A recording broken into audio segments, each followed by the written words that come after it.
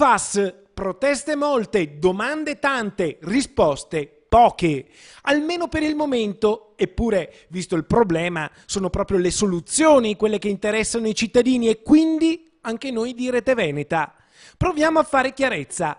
Cosa si muove a livello politico? Cosa si sta effettivamente facendo per dare risposte a chi abita nella zona rossa tra Vicenza, Padova e Verona? Innanzitutto ci rivolgiamo alla Lega Nord, che governa la regione Veneto. Dopo la relazione shock del NOE, il nucleo operativo ecologico dei Carabinieri, la gente vuole sapere quali saranno i primi interventi, quelli più immediati. Se verrà confermato quanto detto dai NOE, ovviamente da parte nostra c'è tutto l'interesse ovviamente nel fare le opportune verifiche. Se Miteni ha sbagliato è giusto che paghi, quindi tolleranza zero nei confronti di questa azienda. E ricordiamoci anche che la giunta regionale da poco ha deliberato attraverso ARPAV di fare oltre 7.000 carottaggi all'interno dell'azienda proprio per verificare anche il sottosuolo all'interno di quello stabilimento. Insomma, cosa c'è sotto la Miteni? Bisogna eseguire immediatamente le analisi opportune per prevedere le bonifiche che verranno effettuate nei prossimi anni.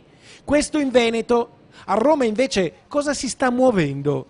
Ci rivolgiamo al vicepresidente della Commissione Sanità alla Camera, che guarda caso è proprio la vicentina Daniela Sbrollini. Sì, io sono molto preoccupata, non voglio fare ovviamente allarmismi ingiustificati, questo mai, però come deputata del territorio, come mamma, come vicepresidente della Commissione Sanità alla Camera, ho preferito interpellare immediatamente il presidente della Commissione Ambiente, Ermete Realacci, per un question time urgente alla Camera. Il question time dovrebbe avvenire il 21 giugno, ma aspettiamo una conferma. Ovviamente, come abbiamo sempre fatto, noi di Rete Veneta continueremo a monitorare la situazione, semplicemente per arrivare alla verità.